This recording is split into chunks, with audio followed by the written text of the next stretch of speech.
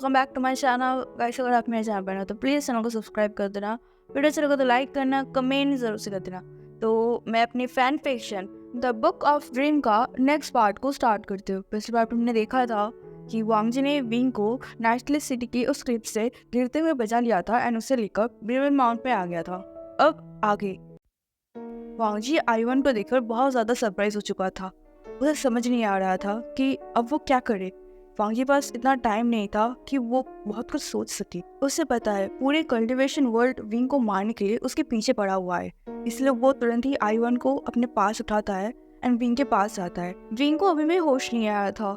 वांग जी धीरे धीरे विंग को उठाने की कोशिश करता है, तभी वांग जी को बाहर से बहुत सारे लोगों की आवाज़ सुनाई देता है, जो सुनते ही वांग जी बहुत ज़्यादा टेंस हो जाता है।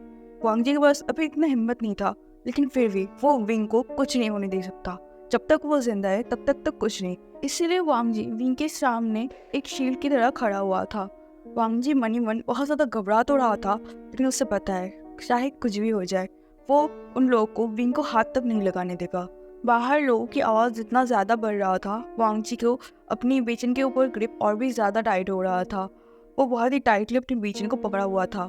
तभी अचानक से वांग जी के सामने दो पर्सन अपेयर होते हैं। वांग जी इन लोगों को जानता है कि सॉन्गलैंड एंड शाओशिन थे। उन दोनों को अपने सामने देखकर वांग जी बिल्कुल सरप्राइज था। वो शॉकिंगली उन दोनों की तरफ देख रहा था। तभी शाओशिन वांग जी की तरफ देखता है, उसके बाद विंग की तरफ देखता है तो अनकॉन्शियस है। जिसे देखते ही शाओशिन वरीड हो जाता है। वो विंग के पास जाता है एंड चेक करने लगता है। वांग जी अभी उन दोनों को ही देख रहा था। तभी सॉन्गलैंड शाओशिन की तरफ देखते हुए कहता है, हमारे पास ज़्यादा टाइम नहीं है। वो वांग जी की तरफ देखते हुए कहता है, क्या तुम उड़ सकते हो? तो वांग जी अपने सिर को नोट कर देता है। वांग जी फिर से विंग को लेने ही वाला था कि शाओशिन वांग जी को रोक देते हुए कहता है कि तुम थक चुके हो, तुम्हारे पास इतना एनर्जी नहीं बचेगा कि तुम विंग को लेकर उड़ सको। तो शाओशिन आयन को ले लेता है एंड सॉन्गलैंड विंग को ले लेता है। वांग जी विंग को लेना तो चाहता था, लेकिन उससे भी बताया कि अभी उन लोगों को यहाँ से जल्दी निकलना है, इसलिए वो ज़्यादा जिद नहीं करता एंड अपनी तलवार को लेकर उन लोगों के साथ वहाँ से उड़ने लगता है। जो लोग विंग को मारने के लिए यहाँ पर आए थे, वहाँ पर किसी को ना देखकर वो लोग कंफ्यूज हो जाते हैं। उन्हें लगा था कि वांग जी विंग को लेकर यहीं पर आए होंगे। लान कबीले ने तो यही कहा था, लेकिन यहाँ पर विंग को ना पाकर वो वहाँ से निकल जाते हैं। अब हमें थोड़ी देर बाद का सीन दिखाया जाता है, जहाँ पे शाओशिन एंड सॉन्गलैंड दोनों ही चैंग कबीले के सामने उतरता है। शाओशिन सॉन्गलैंड की तरफ देखता है एंड विंग को उसको देने के लिए बोल देता है। आइवन को शाओशिन ने वांग जी को दे दिया था। शाओशिन विंग को ठीक से पकड़ते हुए कहता है, सॉन्गलैंड मुझे माफ करना, मैं तुम्हें महागुरु के सामने नहीं ले जा सकता। तो सॉन्गलैंड शाओशिन को रोकते हुए कहता है, मुझे पता है शाओशिन, तुम जल्दी से विंग को लेकर जाओ, इससे पहले उन दोनों को कोई ढूंढ ना ले। तो शाओशिन अपने सिर को नोट करता है। उसके बाद वो अपने हाथ से एक स्पेल बनाने लगता है। वांग जी भी बहुत ही ध्यान से शाओशिन को देख रहा था। तभी शाओशिन वांग जी को इशारा करता है कि वो शाओशिन को पकड़ ले। वांग जी तुरंत ही शाओशिन को पकड़ लेता है। तो शाओशिन तुरंत ही उन दोनों के ऊपर ही वो स्पेल कर देता है।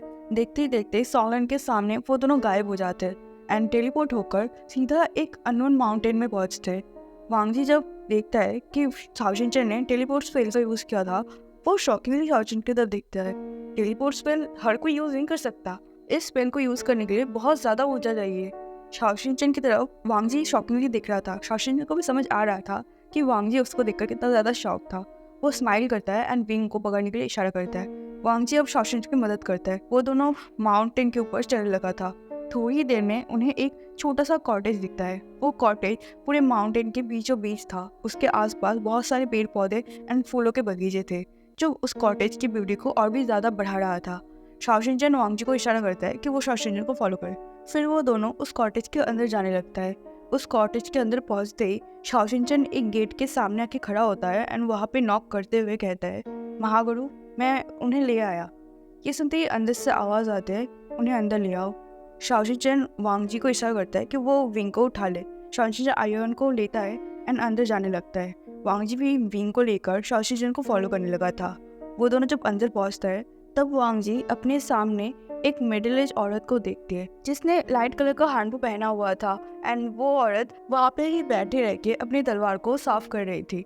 वांग जी एंड शाओशिन को देखते ही वो औरत अपनी जगह से खड़ी होती है एंड विंग के सामने आने लगती है। शाओशिन तुरंत ही उस औरत को महागुरु कहते हुए बो करता है।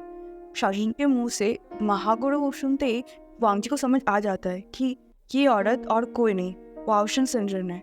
जो सोचते ही वांग जी तुरंत ही विंग को लेके उनके सामने अपने सिर को झुका के उन्हें बो करता है। जो देख के बाओ सरन एक स्माइल करती है एंड विंग के पास आके उसके सिर पर हाथ रखती है। विंग अभी भी अनकॉन्शियस था। बाओ सरन की आंखें आंसू से भर चुके थे। उन्होंने आखिरी बार अपने ग्रैंडसन को तब देखा था जब वो बहुत ही ज़्यादा छोटा था, अपने मदर और फादर के साथ था। लेकिन अभी वही ग्रैंडसन को इस हालत में देखकर बाओ सरन को बहुत ज़्यादा बुरा लग रहा था।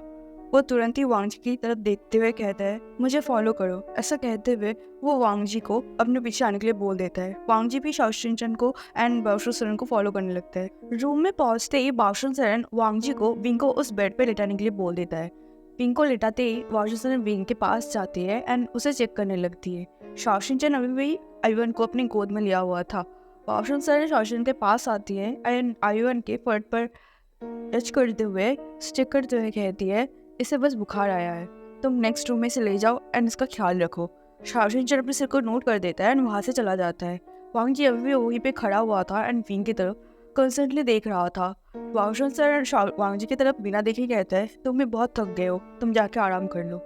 ये सुनने के बाद भी वांग जी वही खड़ा रहता है। तो बाओ सरन वांग जी के पास जाती है एंड वांग जी की तरफ देखते हुए कहते हैं, मुझे पता है तुम विंग के लिए वरीड हो, लेकिन तुम्हें भी आराम करने की ज़रूरत है, तुम नेक्स्ट रूम में जाके आराम करो। विंग को जब होश आ जाएगा मैं तुम्हें बता दूंगी। ऐसा कहते हुए वो वांग जी को जाने के लिए बोल देता है।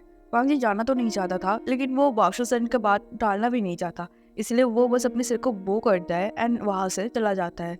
वांग जी शाओ शिनचैन के पीछे पीछे शाओ शिनचैन के पास ही जाता है एंड शाओ शिनचैन आयुन को जहाँ पे लिटाया था वांग जी वही पास ही बैठकर आयुन को देखने लगता है। वांग जी वहाँ पे बैठकर आयुन को तो देख रहा था, लेकिन उसके फेशियल एक्सप्रेशन से थोड़ा बहुत पता चल रहा था कि वो किसी चीज़ में खोया हुआ है। शाओ शिनचैन अपने गले को साफ करते हुए कहता है, मुझे लगता है तुम्हारे कबीले वाले तुम्हें ढूंढ रहे होंगे, वो तुम्हारे लिए वरीड होंगे। ये सुनते ही वांग जी का ग्रिप अपने कपड़े पे थोड़ा सा टाइट हो जाता है एंड वो अभी भी स्टिफली आयुन की तरफ ही दिख रहा था।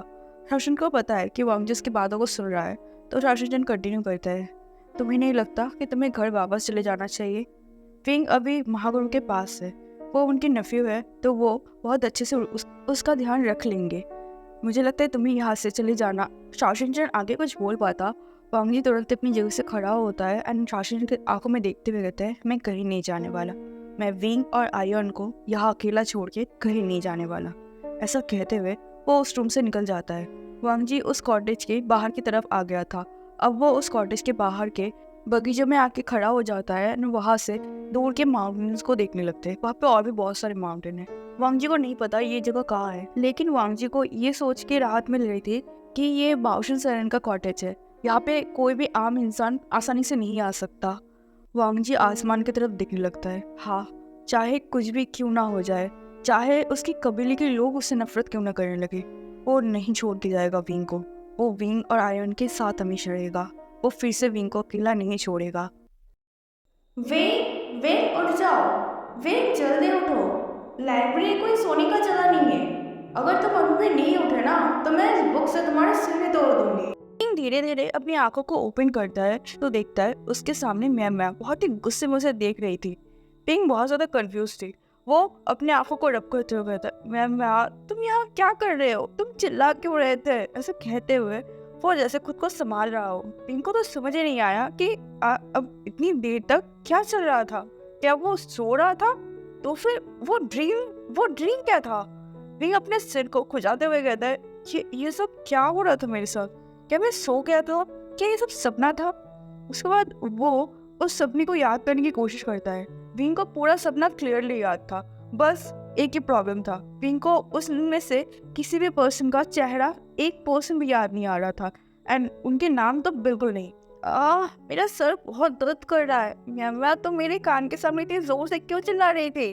तभी मैम विंग जिस बुक के ऊपर सो रहा था उस बुक को खींचते हुए कहता है, तुम्हारी हिम्मत कैसे हुई लाइब्रेरी में आकर सोने की, उसके ऊपर इस बुक के ऊपर सोने की? तुम्हें पता है ये बुक इस लाइब्रेरी का सबसे खास बुक है और तुम बेवकूफ आदमी, तुम इस बुक के ऊपर आके सो गए।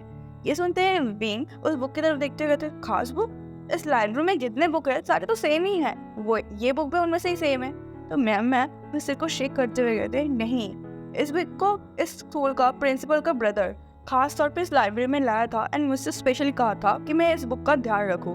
ये सुनते हैं विंग कहता है, अगर ये बुक इतना ही खास है तो उसने अपने पास क्यों नहीं रखा, इसको लाइब्रेरी में क्यों आके रखा। तो मैम विंग को डांटते हुए कहती है, तुम ज्यादा अपना दिमाग मत चलाओ और जल्दी से यहाँ से निकलो, मैं लाइब्रेरी बंद करने वाला हूँ, मैं तुम्हारे भरोसे लाइब्रेरी को आज बिल्कुल नहीं छोड़ने वाली। ऐसा कहते हुए वो विंग को लात मार के लाइब्रेरी से निकाल देती है। विंग अपने सिर को खुजाते हुए कहती है, ये औरत कभी भी नहीं सुधरने वाली, जब देखो तब हिटलर की तरह डांटती रहती है। ऐसा कहते हुए वो वहां से जाने लगा। अभी शाम के 6 बज चुके थे। विंग को पता है मेमा को जल्दी घर जाना पड़ता है क्योंकि उसका बेटा घर में अकेला रहता है। मेमा का बेटा अभी बस 3 साल का है। मेमा की शादी 4 साल पहले हुई थी, लेकिन उसका बेटे की बर्थ के बाद ही मेमा और उसके हस्बैंड के बीच बहुत ज़्यादा आर्गुमेंट होने लगा था। एंड बाद में उन लोगों ने डिसाइड किया था कि वो लोग डिवोर्स ले लेंगे। एंड अभी मेमा एक सिंगल मदर है। विंग अभी उस लॉबी से गुजर रहा था, उसके दिमाग में अभी भी वो ड्रीम चल रहा था। विंग बहुत ज़्यादा उस ड्रीम के उन सारे पर्सन का फेस याद करने की कोशिश करता है, लेकिन उससे थोड़ा सा भी याद नहीं आ रहा था एंड नाम तो बिल्कुल याद नहीं आ रहा था। विंग अपने हाथों को अपने सिर के चारों तरफ रखते हुए कहता है, वी भूषण तुम्हें हो क्या गया है, मुझे पता था कि मेरी मेमोरी पोर है, इतना पोर मुझे आज पता चला। मैं अभी अभी उस ड्रीम को देख रहा था, लेकिन नींद से जागते मुझे कुछ भी याद नहीं है, इवन मुझे एक भी पर्सन का चेहरा तक याद नहीं है, ये कैसे पॉसिबल है। विंग अपने सिर पे जोर लगाते हुए उन सारी चीज़ों को याद करने की कोशिश करता है। विंग को सारे सीन्स याद है, कब कब क्या हुआ था, लेकिन विंग को अभी बिल्कुल याद नहीं आ रहा था कि वहाँ पे कौन कौन पर्सन था। एक भी पर्सन का फेस विंग को याद नहीं आ रहा था। विंग ऐसे ही फ्रस्ट्रेशन के मारे जा रहा था, तभी वो देखता है कि उससे थोड़ी ही दूर लाशिजन खड़ा हुआ है एंड उनके सामने एक पर्सन जो करीबन लाशिजन की हाइट पे है, वो दोनों एक साथ बात कर रहे हैं। विंग लाशिजन को देखते ही सोचता है, ओ माय गॉड, सर ने मुझे जो काम दिया था उसको तो मैंने फिनिश ही नहीं किया। विंग नर्वसली लाशिजन के पास से गुजरने लगता है, तभी लाशिजन विंग की तरफ देखते हुए कहता है, अरे विभूषण क्या तुम लाइब्रेरी में थे। तो विंग नर्वसली स्माइल करते हुए अपने सिर को नोट कर देता है। लाशिजन को विंग के साथ बात करते हुए देखकर लाशिजन के सामने जो पर्सन खड़ा हुआ था वो विंग की तरफ अपने फेस को टर्न करता है। उस पर्सन के फेस देखते विंग तो बिल्कुल शॉक हो जाता है। ये वही गोल्डन आंखें है ना जो कल रात विंग ने देखा था, है यही हाइट था उस पर्सन का एंड यही गोल्डन आंखें जो इसी तरीके से शाइन कर रहा था। विंग कैसे बोल सकता है। विंग शॉकिंगली उस पर्सन की तरफ देख रहा था। विंग अपने मन में सोचता है, ये पर्सन क्या ये पर्सन लाशिजन को जानता है, इसी वजह से इसने मेरे कंप्लेंट लाशिजन के पास किया था, लेकिन इस पर्सन को मेरे बारे में कैसे पता चला। तभी लाशिजन विंग की तरफ देखते हुए कहता है, ये मेरा भाई लान वांगजी है एंड कल से ये भी स्कूल में बच्चों को गोची सिखाएगा। ये सुनते हैं विंग अपने ख्यालों से बाहर आता है एंड लाशिजन की तरफ देखता है। तभी वो अपने एक हाथ को बढ़ाते हुए कहता है, ओ हाँ हेलो, मेरा नाम विभूषण है एंड मैं इस कुसुम स्कूल में बच्चे को फ्लूट बजाना सिखाता हूँ। ऐसा कहते हुए वो हैंडशेक के लिए अपने हाथ को बढ़ा देता है। वांगजी विंग के फेस की तरफ ही देख रहा था। विंग शॉक था, उसके साथ साथ उसे देख के ऐसा लग रहा था कि वो नर्वस हो चुका है। वांगजी विंग के हाथ को पकड़ लेता है एंड उसके साथ हैंडशेक करने लगता है। वांगजी के टच करते विंग की पूरी बॉडी में एक करंट सा दौड़ गया था। वो और भी ज्यादा नर्वस हो गया था एंड उसे पसीना आने लगा था, जो देखकर लाशिजन वरीडली विंग की तरफ देखते हुए कहते हैं, विभूषण तुम ठीक तो हो ना।